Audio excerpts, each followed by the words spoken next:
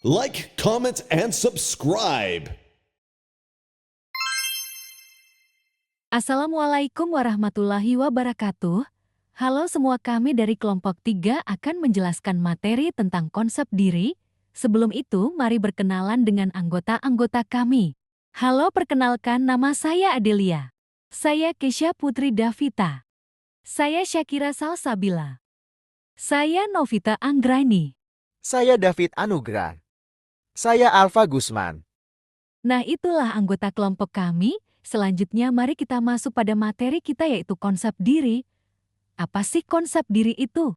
Menurut Dana dan Rachman 1993 dalam Sarwono 2009, konsep diri adalah sekumpulan keyakinan dan perasaan seseorang mengenai dirinya sendiri. Dan berikut pengertian konsep diri menurut beberapa para ahli. Yang pertama, Kalaon dan Alcochala mendefinisikan konsep diri sebagai gambaran mental diri seseorang. Kedua, Halleck menggambarkan konsep diri sebagai gambaran seseorang mengenai diri sendiri yang merupakan kombinasi fisik, psikologis, sosial, emosional, aspiratif, dan prestasi yang mereka capai. Ketiga, Bern definisikan konsep diri sebagai kesan terhadap diri sendiri secara keseluruhan, mencakup opini tentang diri sendiri, opini tentang gambaran diri di mata orang lain, dan opini tentang hal-hal yang dicapai. Menurut Markus 1977 dalam Sarwono 2009, konsep diri sangat penting dipelajari dalam psikologi sosial karena konsep diri mempengaruhi perilaku seseorang, terutama dalam menanggapi dunia dan pengalaman. Menurut Coley, tahun 1964 dalam Sarwono, tahun 2009, lewat analogi cermin sebagai sarana bagi seseorang melihat dirinya, konsep diri seseorang diperoleh dari hasil penilaian atau evaluasi orang lain terhadap dirinya. Elemen konsep diri merupakan suatu keyakinan spesifik yang kita gunakan untuk mendefinisikan skema diri. Apa itu skema diri? Skema diri adalah keyakinan-keyakinan tentang diri yang mengatur dan memandu pemrosesan informasi yang relevan dengan diri. Contoh skema diri adalah bagaimana kita mendefinisikan diri kita sebagai seorang atletis, cantik, cerdas, dan sebagainya. Selanjutnya, jenis skema diri, menurut Higgins tahun 1987, dalam Sarwono tahun 2009 ada 3 jenis skema diri, yaitu: pertama, ada actual self, yaitu bagaimana diri kita saat ini. Yang kedua, ideal self, yaitu bagaimana diri yang kita inginkan. Dan terakhir, old self, yaitu bagaimana diri kita seharusnya. Konsep diri kita tidak hanya skema diri, namun juga mencakup kemungkinan diri. Apa itu kemungkinan diri?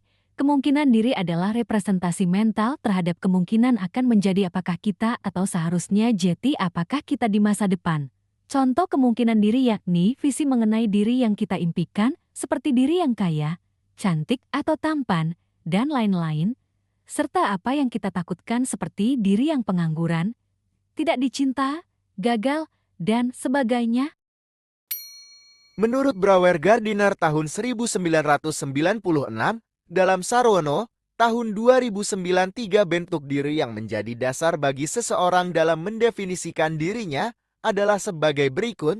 Yang pertama, individual self, yaitu diri yang didefinisikan berdasarkan trait pribadi yang membedakan dengan orang lain. Contohnya, saya adalah seorang pekerja keras yang pantang menyerah ketika menghadapi tantangan. Yang kedua, relational self, yaitu diri didefinisikan berdasarkan hubungan interpersonal yang dimiliki dengan orang lain. Contohnya, saya temannya anak mantan presiden. Dan terakhir, collective self, yaitu diri didefinisikan berdasarkan keanggotaan dalam suatu kelompok sosial.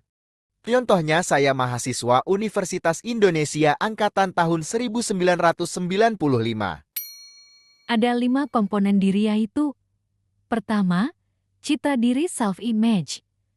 Cara seseorang melihat dirinya sendiri yang tidak selalu mencerminkan kenyataan. Ini mencakup pandangan individu tentang penampilan fisik dan karakteristik pribadi. Contohnya, seseorang yang merasa menarik meskipun tidak sesuai dengan standar masyarakat. Kedua, ideal diri self-ideal. Persepsi individu mengenai perilakunya yang disesuaikan dengan standar pribadi terkait cita-cita, harapan, dan keinginan yang ingin dicapai. Contoh, individu yang bercita-cita menjadi pemimpin sukses. Ketiga, harga diri self-esteem. Penilaian seseorang atas hasil yang dicapai, serta seberapa jauh perilaku tersebut sesuai dengan ideal diri. Contohnya, seseorang yang merasa berharga dan percaya diri setelah menerima pujian atas prestasi akademisnya. Keempat, peran diri self-role. Pola sikap, perilaku, nilai, dan aspirasi yang diharapkan seseorang berdasarkan posisinya di masyarakat. Contohnya, seorang guru yang berperan sebagai pendidik dan panutan. Dan terakhir, identitas diri self-identity.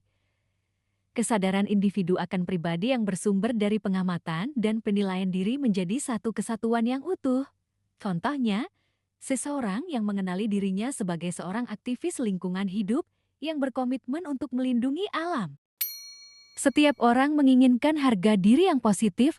Mengapa demikian?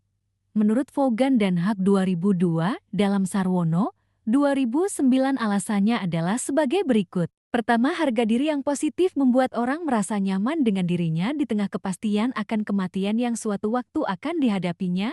Greenberg, Pistinsky, dan Salomon 1986 dalam Terror Management Theory menyatakan bahwa manusia mengalami kecemasan dalam menghadapi kematian. Greenberg dan kawan-kawan melakukan eksperimen yang hasilnya menunjukkan bahwa partisipan eksperimen yang mendapat penilaian positif terhadap aspek-aspek kepribadiannya, harga dirinya positif, lebih sedikit mengalami arousal fisik dan kecemasan ketika menonton video tentang kematian yang sengaja diputar oleh eksperimenter. Kedua, harga diri yang positif membuat orang dapat mengatasi kecemasan, kesepian, dan penolakan sosial. Dalam hal ini, harga diri menjadi alat ukur sosial untuk melihat sejauh mana seseorang merasa diterima dan menyatu dengan lingkungan sosialnya. Dengan demikian, semakin positif harga diri yang dimiliki, semakin menunjukkan bahwa ia semakin merasa diterima dan menyatu dengan orang-orang di sekitarnya. Pentingnya konsep diri. 1. Pengaruh terhadap kepuasan hidup. Menurut Horlock, konsep diri yang positif berkontribusi pada tingkat kepuasan hidup yang lebih tinggi.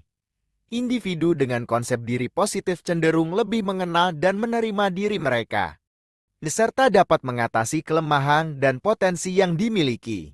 2. Keberhasilan individu. Menurut Wayton Lloyd tahun 2006, individu dengan konsep diri positif cenderung lebih optimis dan realistis dalam mencapai tujuan hidup, sehingga meningkatkan peluang untuk berhasil. Konsep diri membantu individu dalam membuat keputusan yang sesuai dengan kebutuhan dan nilai-nilai pribadi mereka. 3. Pengembangan potensi diri. Menurut Subaryana tahun 2015, konsep diri membantu individu untuk mengenali dan memaksimalkan potensi yang dimiliki. Hal ini memungkinkan individu untuk mengeksplorasi kemampuan mereka dengan lebih baik. 4. Kesehatan mental dan emosional. Menurut Albert Bandura, konsep diri yang positif berkontribusi pada kesehatan mental dan kesejahteraan emosional, mengurangi risiko depresi dan kecemasan, serta meningkatkan ketahanan individu dalam menghadapi stres. Nah, itulah penjelasan dari kami tentang konsep diri. Semoga bermanfaat dan terima kasih telah menonton. Bye-bye!